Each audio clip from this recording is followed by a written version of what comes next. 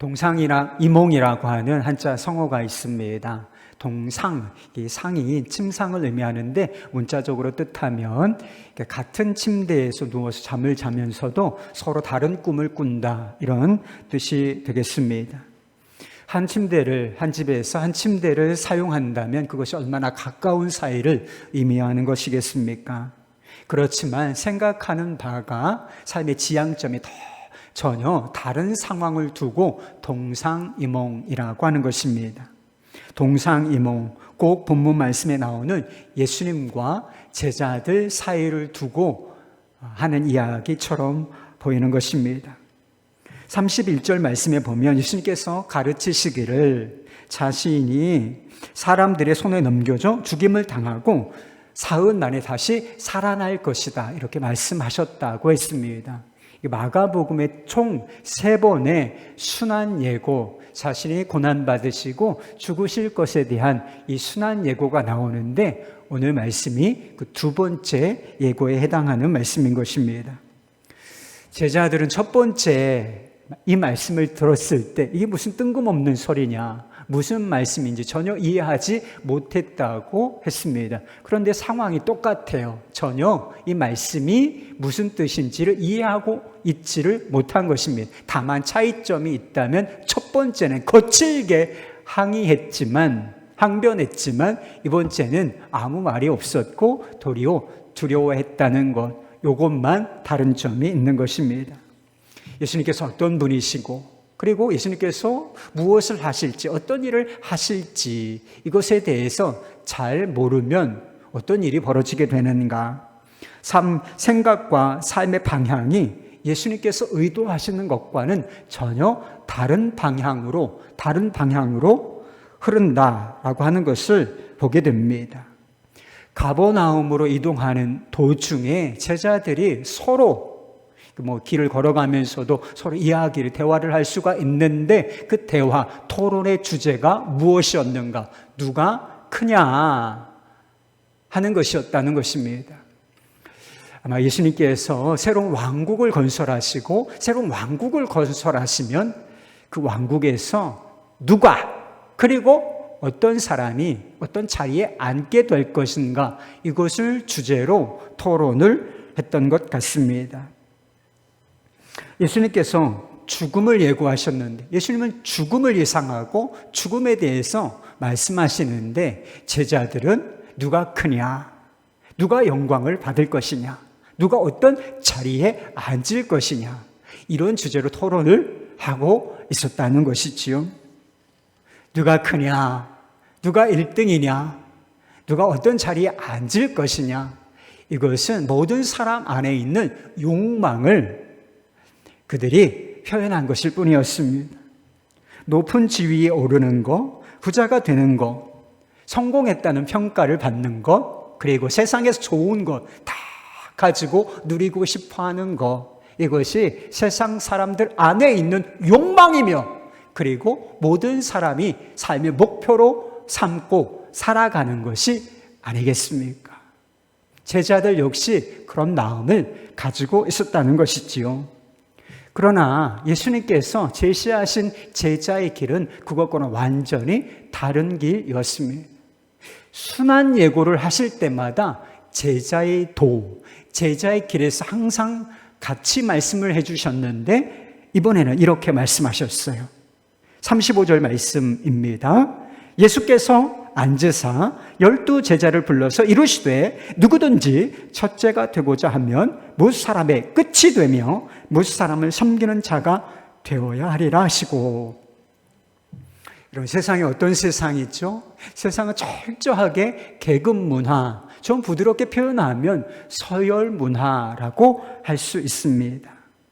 제가 학교 다닐 때만 해도 성적을 1등부터 꼴찌까지, 제가 학교를 다닐 때 학생이 좀 많았어요. 한 반에 거의 58명, 60명 정도 되었던 것 같은데 시험을 보면 성적표를 받으면 1등부터 60등까지 이렇게 석차를 먹여서 성적표를 내주었던 기억이 있습니다.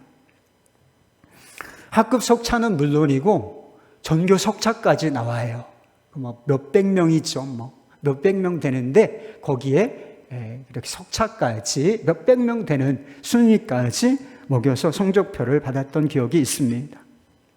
뿐만 아니라 모의고사, 학력고사 이런 거 보면 전국 석차까지 1등부터 수십만 명이 같은 학년에서 공부를 했으니까 수십만 등까지 이렇게 성적표가 나왔다는 것이죠. 그런데 요즘 중학교 딸 아이의 성적표를 보니까 석차가 안 나와 있어. 그냥 A, B, C 이렇게 대학교처럼 그렇게 표현할 뿐이지 석차가 몇 등이냐, 이 아이가 몇 등을 했느냐, 그거는 표시를 안 해주더라고요. 잘하는 일이라고 싶습니다. 그러나 석차만, 이것이 폐해가 있으니까 석차 이렇게 안 먹여서 내보내는 것인데 석차만 안 먹였다 뿐이지 사실 서열 중심, 공부를 중심으로 이렇게 순위를 먹이는 이런 문화가 사라진 것은 전혀 아니라고 싶습니다. 도리어 더 강화되면 강화됐다고 할 수 있겠지요. 공부에만 서열이 있겠습니까? 사회적 지위에도 서열이 있고 우리가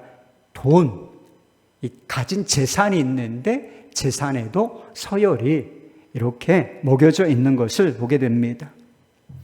우리 교우들 중에 대부분 직장 생활을 하시는 분들이 많이 있으실 것인데 직장 문화가 어떤 문화입니까? 직급 문화예요. 상명하복, 높은 지위에 있는 사람이 군림하고 낮은 지위에 있는 사람이 복종하는 이런 형식의 문화가 세상의 문화라는 것입니다. 그러니 1등이라고 하는 고지를 향하여 사람들이 그렇게 치열하게 경쟁을 하는 것이지요. 그런데 예수님의 말씀을 잘 들어보십시오. 예수님께서는 너희가 1등이 되고 싶으냐, 너희가 첫째가 되고 싶으냐, 그렇다면 꼴찌가 되어야 할 것이다. 크고자 하느냐, 그렇다면 다른 사람을 섬기는 자가 되어야 할 것이다. 이렇게 말씀하셨다는 것입니다. 세상에서의 삶의 방향이 상향식, 위로 올라가는 상향식의 삶이라면 제자의 길은 아래로 내려가는 하향식의 삶이어야 한다고 말씀하신 것입니다. 그렇다면 돈도 벌지 말고 공부도 하지 말아야 하고 공부를 실제로 60등을 해야 되는 것인가? 직장에서 승진도 전혀 하지 말고 그냥 정년 퇴직할 때까지 그냥 말단 직원으로 회사를 섬기라는 뜻인가? 그런 뜻이 전혀 아닙니다. 세상에서 실패한 사람, 가난한 사람, 무능한 사람, 이 사람을 가장 위대하다고 말씀하시는 것인가? 그런 뜻도 아니라고 하는 것입니다. 예수님의 말씀은 우리의 마음을 낮은 곳에 두라는 거예요. 마음을 낮은 곳에 두고 다른 사람을 섬기는 삶을 살라. 이렇게 말씀하시는 것이었습니다. 예수님께서는 낮아짐과 섬김이 어디까지 도달해야 하는가라고 하는 것을 예를 들어서 설명해 주셨습니다. 우리 예수님이 얼마나 탁월하게 가르치시는 교사이신지 실물 교육을 하기를 원하셨는데 어린아이 한 사람을 제자들 가운데 딱 세우시고 이렇게 말씀하셨습니다. 37절 말씀이에요. 누구든지 내 이름으로 이런 어린 아이 하나를 영접하면 곧 나를 영접함이요, 누구든지 나를 영접하면 나를 영접함이 아니요 나를 보내신 이를 영접함이니라. 왜 하필 이 어린아이 하나를 세워두고 예를 들어서 설명하신 것일까? 지금은 분위기가 좀 달라졌어요. 우리 어린아이들 굉장히 금지 오겹으로 상전 모시듯이 그렇게 어린아이들 지금 하고 있지요. 그런데 이 당시에는 분위기가 완전히 달랐습니다. 당시의 어린아이는 서열상 가장 끝에 있는 부류였습니다. 사회적 지위가 어느 정도였느냐? 사람의 숫자를 세는 경우가 있습니다. 성경에 보면 오병이어의 기적, 5,000명이 먹었다, 이런 5,000명이라는 숫자가 나오잖아요. 거기에 포함되지 않는 부류가 있었는데 한 부류는 여자였고 또 한 부류는 어린 아이였습니다. 그러니까 어린 아이가 사람 취급을 못 받았다라고 하는 의미인 것이지요. 세상에서는 사람의 가치를 그 사람이 얼마나 쓸모가 있느냐, 그 사람이 얼마나 능력을 가지고 있으며 유용한가, 이것이 사람의 가치를 판단하는 기준인 것을 보게 됩니다. 능력 있고 쓸모 있는 사람, 그 사람은 대단히 중요한 사람이고, 그렇지 못한 사람, 쓸모없는 사람은 소중한 사람이 아닌 하찮은 사람이다, 이렇게 평가하는 경향이 있습니다. 이런 기준으로 보면 어떻습니까? 어린아이는 그렇게 쓸모있는 유용한 존재가 아니라고 하는 것이지요. 일거리를 만들어주는 존재이긴 하지만 일을 하는 존재는 아니라는 거예요. 어린아이도 노동력을 제공할 수 있지만 정말 어린아이는 사실 일을 한다고 해봐야 일거리를 만들 뿐 정말 일을 제대로 하지는 못하지 않습니까? 내가 그를 위하여 무엇인가 한다 할지라도, 여러분 자녀들 양육할 때 끊임없이 뭔가를 주잖아요. 투입. 그런데 내게 돌아오는 것이 있는가? 그런 건 없다는 거죠. 그 아이가 내게 대신 뭔가 나를 위해서 해줄 수 있는 것이 거의 없다고 느껴지는 존재, 그 존재가 바로 어린아이인 것입니다. 우리는 본성상 나보다 높은 위치에 있는 사람, 그 사람을 섬기는 것도 쉬운 일은 아니에요. 여러분 직장 다니실 텐데 직장에서 상사를 섬기는 거, 부장님, 과장님, 차장님, 이사님 이렇게 잘 섬기는 거 쉽습니까? 우리는 본성상 사람을 잘 섬기기가 어려운 성향을 가진 존재입니다. 그런데 상사는 높은 지위에 있는 사람은 억지로라도 섬길 수 있어요. 왜냐하면 그를 우리가 제대로 섬기지 않았을 때 내게 돌아올 불이익이 두렵기 때문에. 상사의 말을 자꾸 거역한다고 생각해 보십시오. 직장 못 다닙니다. 그러니까 내게 돌아올 불이익이 두렵기 때문에, 혹은 그 반대로 그를 섬겼을 때 내게 돌아올 어떤 유익을 기대하고서 본성상으로는 섬기기가 어렵지만 섬길 수 있다는 것이지요. 그러나 작고 별 볼 일 없는 사람, 내가 그를 섬긴다, 그에게 무엇인가를 준다 할지라도 내게 돌아올 것이 없다라고 느껴지는 그 사람까지도 주님의 이름으로 영접하고 섬기라, 이렇게 말씀하고 계신 겁니다. 예수님께서 사용하신 영접이라고 하는 단어의 의미를 한번 생각해 보시기 바랍니다. 영접이라는 것은 맞아들인다라고 하는 뜻을 담고 있는데 거기에는 환대, 그리고 존중, 배려, 이런 의미가 들어있는 것입니다. 가장 사회적으로 가장 낮은 위치에 있는 사람이라고 할지라도 그를 환대하고 존중하며 그의 연약함을 돌보고 그리고 그의 필요를 채우라 하신 겁니다. 이것이 우리가 꼴찌가 되는 방법이고, 그러나 역설적이게도 하나님의 나라에서 1등이 되는 방법, 그리고 가장 큰 자가 되는 방법이라고 말씀하고 계신 거예요. 예수님께서 왜 우리를 꼴찌가 되며 섬기는 자가 되라고 말씀하신 것일까? 그 이유가 중요하지 않겠습니까? 사람들은 본성상 대접받는 것을 대단히 좋아해요. 융성한 대접을 받으면 기분이 좋아집니다.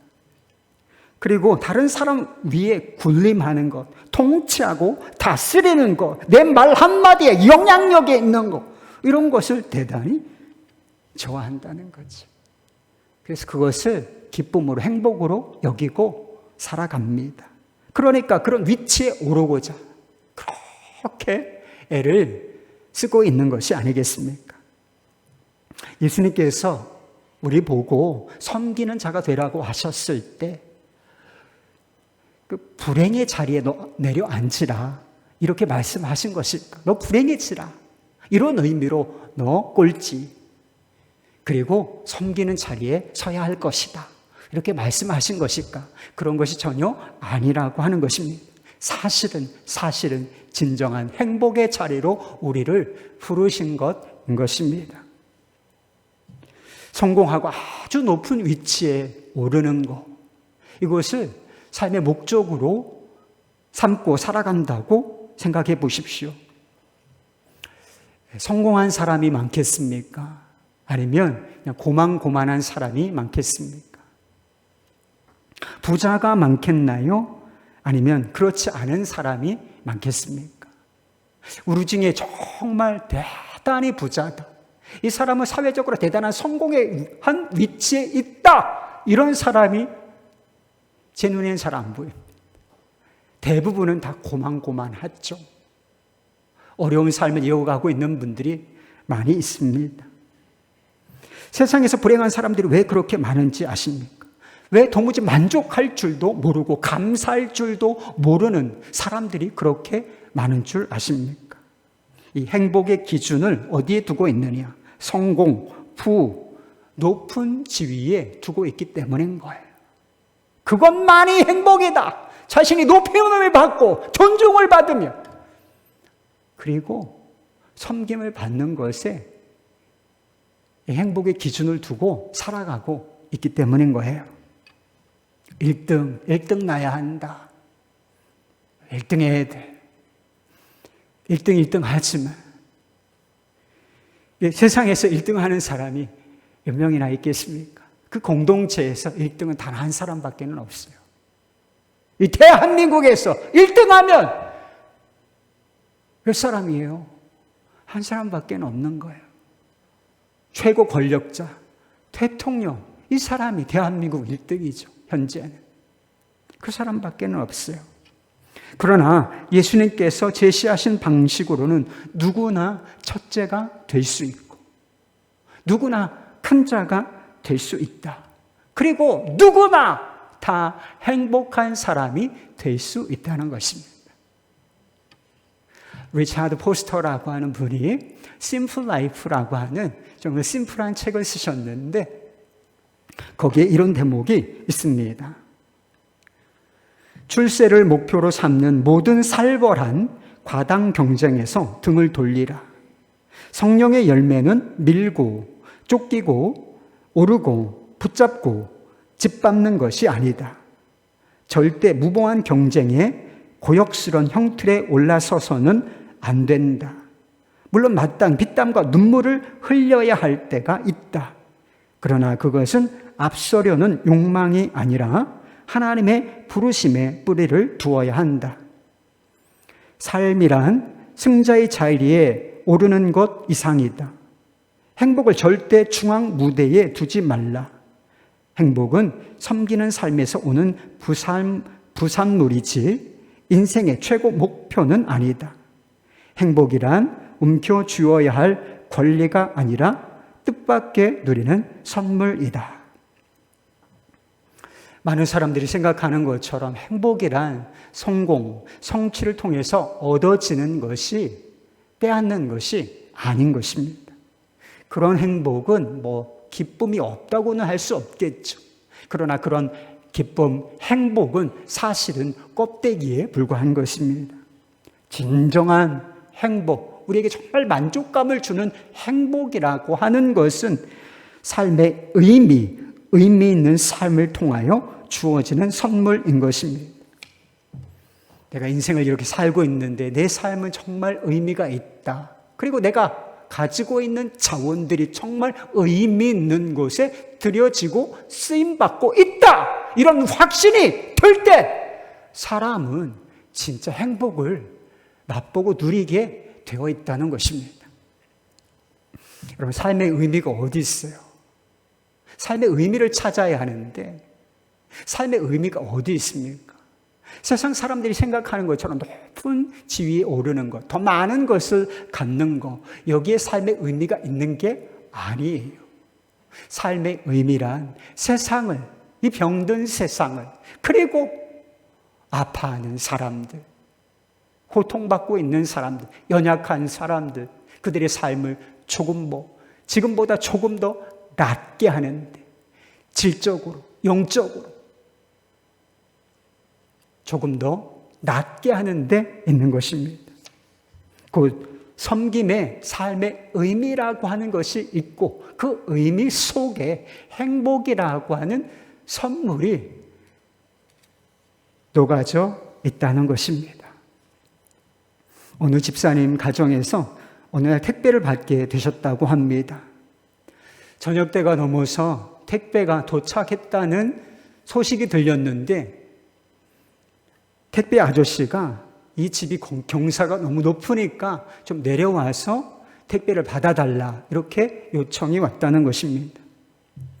전화 목소리가 나이가 지긋하신 분인 것 같아서, 그래, 내려가서 택배를 받자, 이렇게 생각하고서 이 집사님의 아내 되는 집사님이 내려가셨다는 것입니다. 그런데 시간이 한참 지났는데도 택배를 가지고 돌아와야 할 터인데 돌아오지를 않는 거예요. 그래서 궁금해서 아내 되는 집사님에게 전화를 했더니 할아버지가 좀 더 늦어서 30분을 기다려달라고 했다는 거예요. 이 집사님께서 화가 났어요. 택배가 직접 집으로 오지 않고 내려오라고 요청해서 그것을 들어주었는데 30분이나 더 기다리라고? 이게 말이나 되는 상황인가? 그래서 불평하고 화를 냈다는 것입니다. 조금 뒤에 아내가 들어와서 자초지종을 이야기하는데 이 택배가 슬로우 택배였다는 거예요. 할아버지 한 분이 뒤늦게 무거운 짐을, 정말 무거운 짐을 들고 오시는 모습을 보니까 이 아내 집사님도 화가 났다가 이 화가 났던 마음이 풀어지고 측은하게 여겨졌다 하는 것입니다.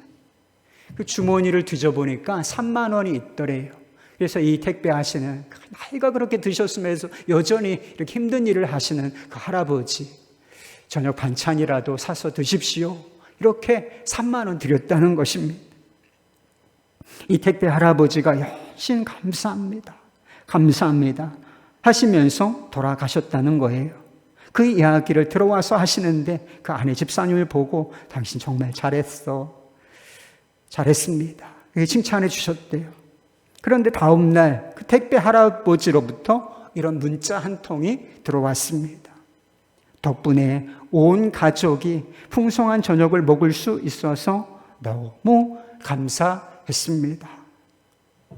택배는 원래 집에서 받아야 하는 것 아니겠습니까? 앉아서 받아야 할 택배를 내려가서 받고, 그것도 30분이나 기다리고, 거기에 3만 원까지 내어드리고, 이 집사님의 마음이 어땠겠어요? 오늘은 삶을 망쳤다, 오늘은 불행한 날이었어, 이런 느낌이었을까요? 아니었을 것입니다.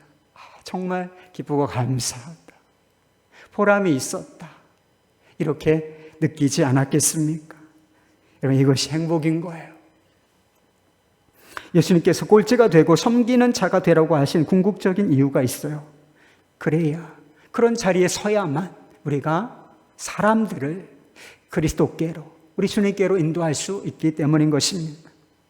제자들은 사람들을 예수님께로 인도해야 할 사명을 받은 사람들이었습니다. 예수님께서 제자들, 이 12제자를 부르실 때 어떤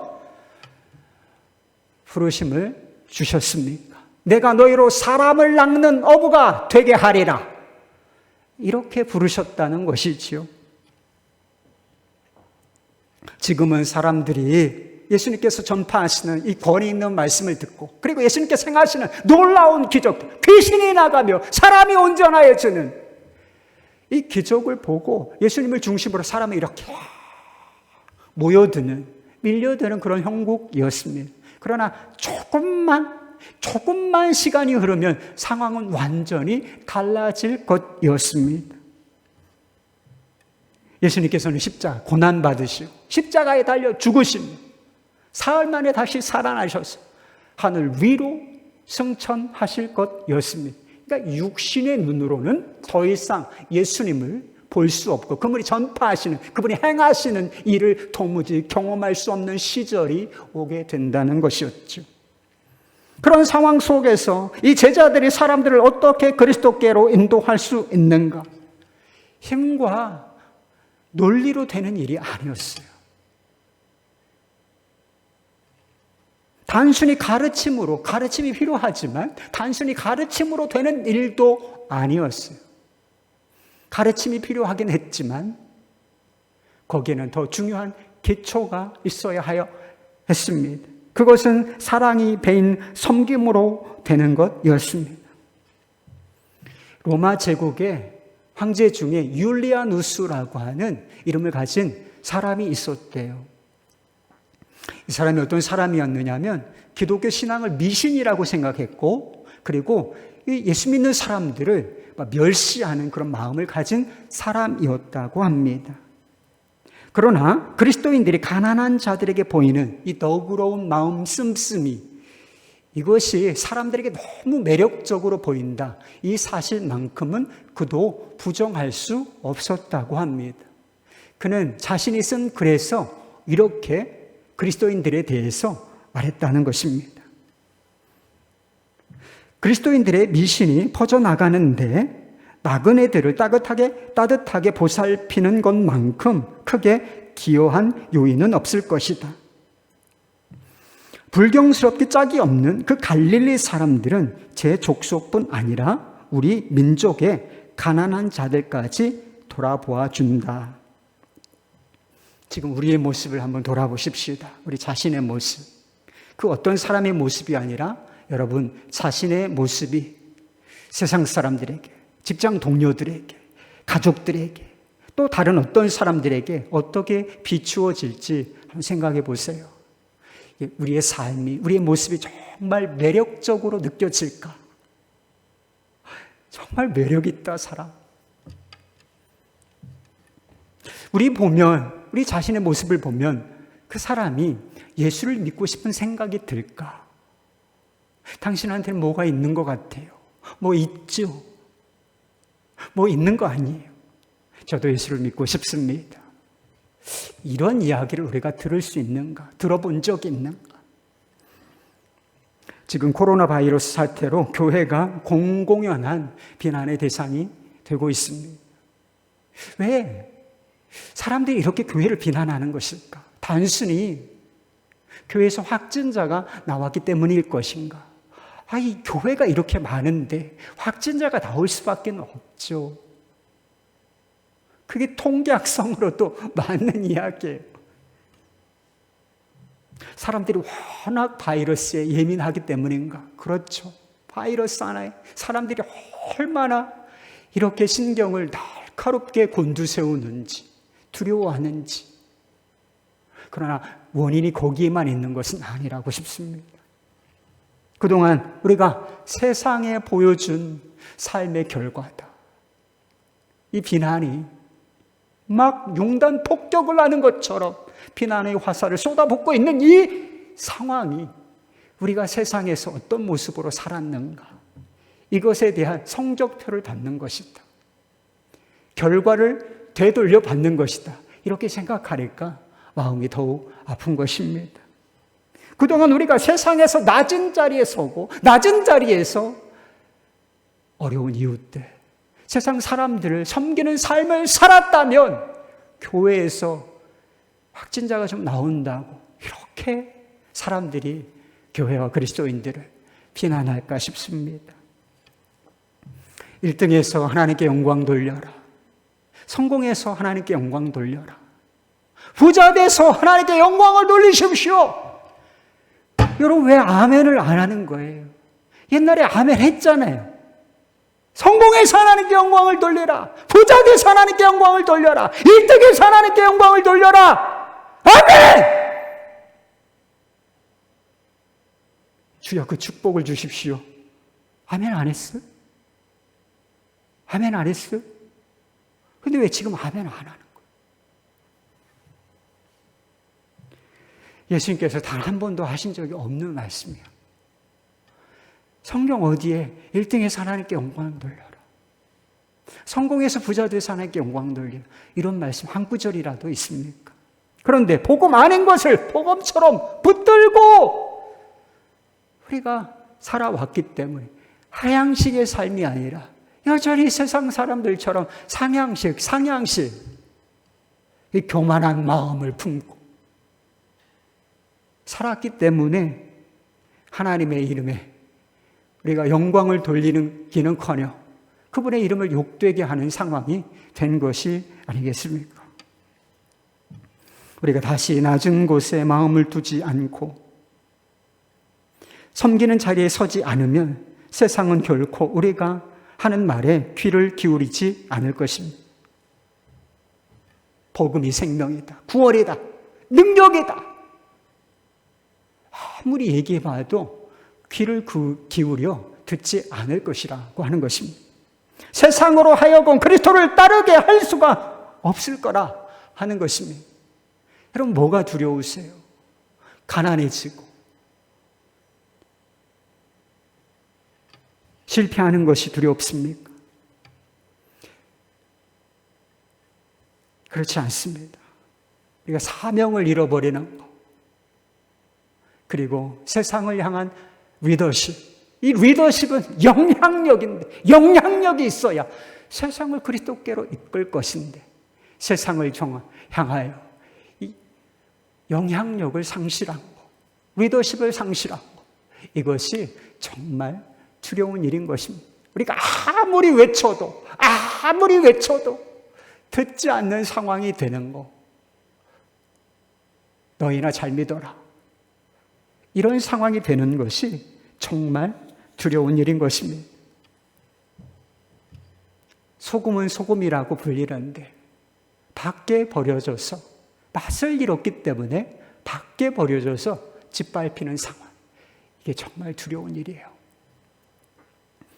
그렇다면 우리가 어떻게 낮아지고 섬기는 삶을 살 수 있겠습니까?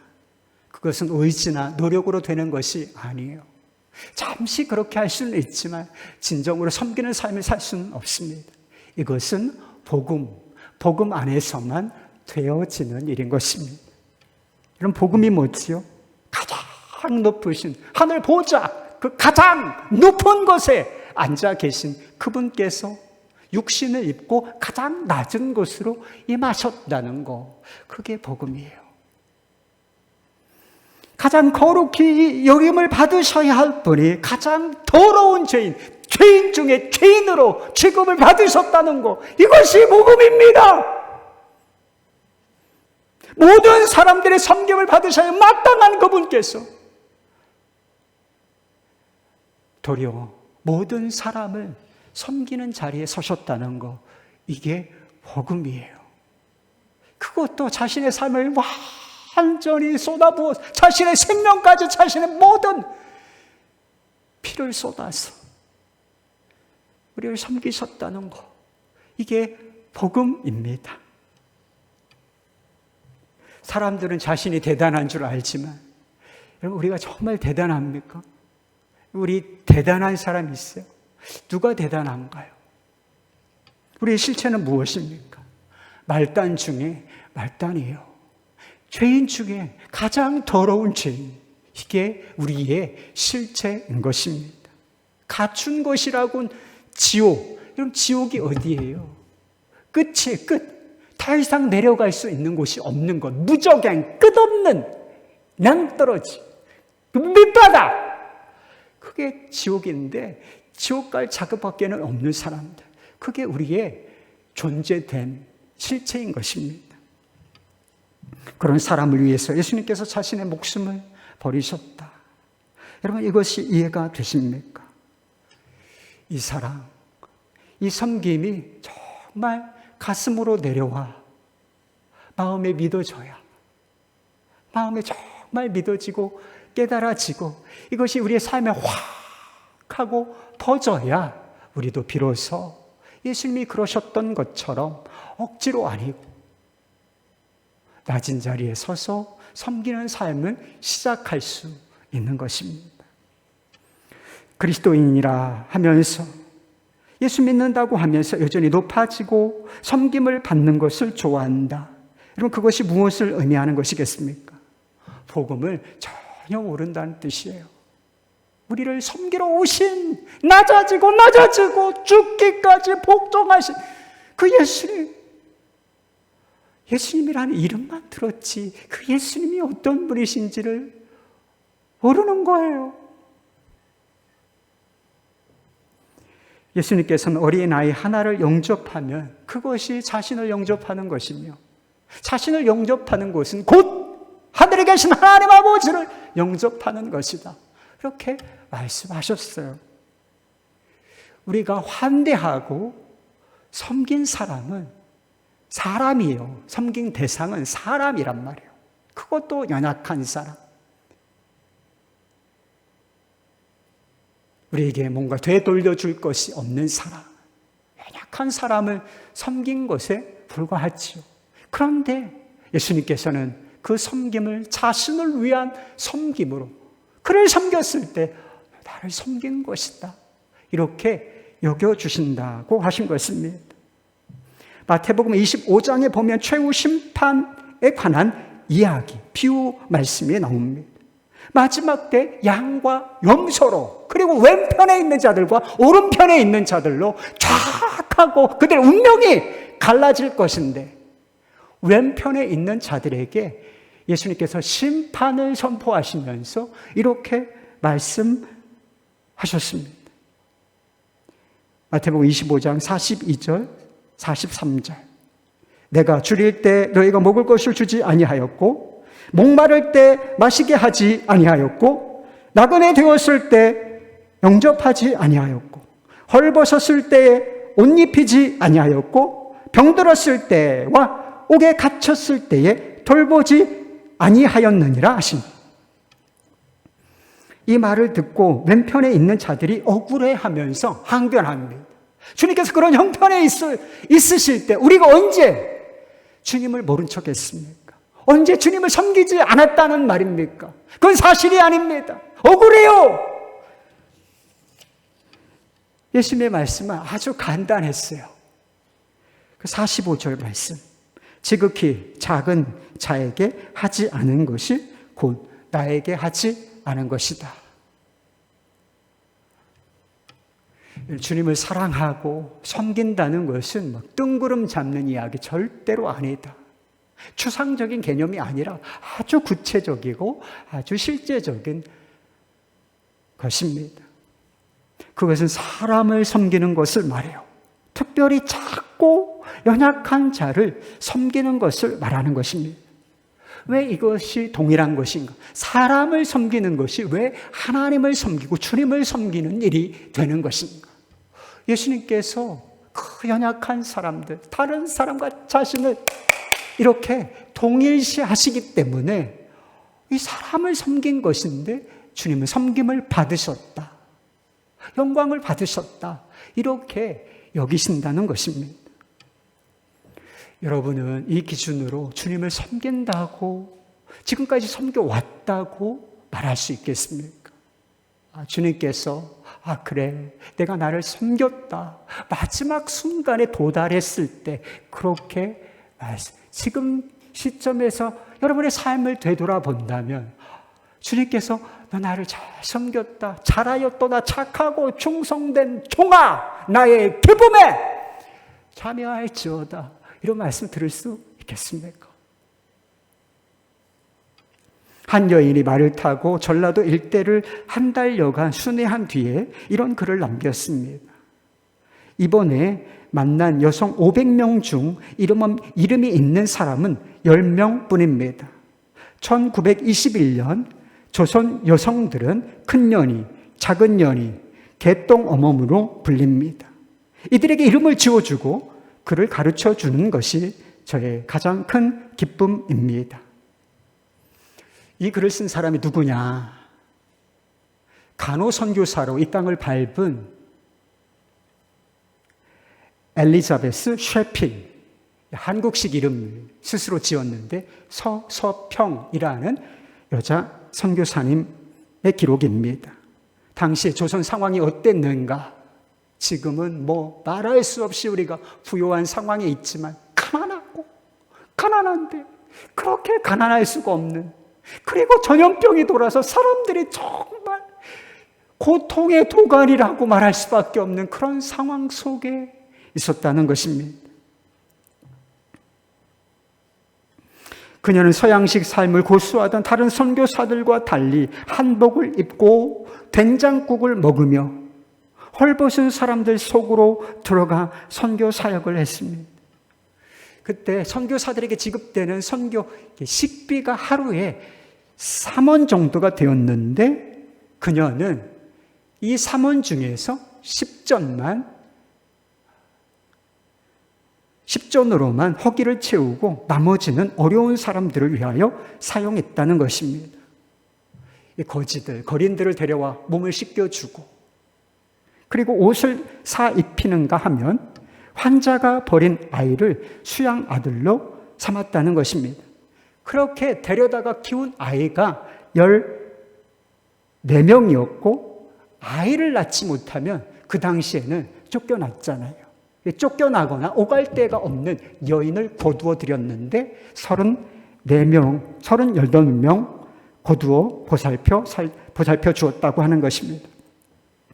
그녀가 한일 장신대의 정신인 이일학교와 대한간호협회의 전신인 조선간호부회라고 하는 것을 세웠는데 이것을 세운 목적도 다 이렇게 가난하고 헐벗고 교육받지 못한 사람들을 섬기기 위한 것이었다고 합니다.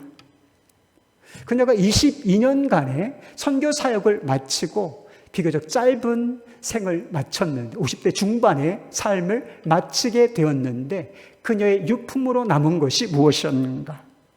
강냉이 2혹, 그리고 현금 7전, 그리고 반쪽짜리 담요가 전부였다는 것입니다. 왜 반쪽짜리인가? 담요가 왜 반쪽짜리인가? 거적대기를 덮고 자는 사람에게 자신의 담요를 반을 쭉 찢어가서 덮어주고 자신은 이 그 가녀린 몸을 반쪽짜리로 덮고서 그렇게 생을 마감했다는 것입니다. 그의 장례식을 뒤따르던 수천 명이나 되는 사람들, 특별히 많은 여자들이 울며 통곡하며 이렇게 외쳤다는 거예요. 어머니! 어머니!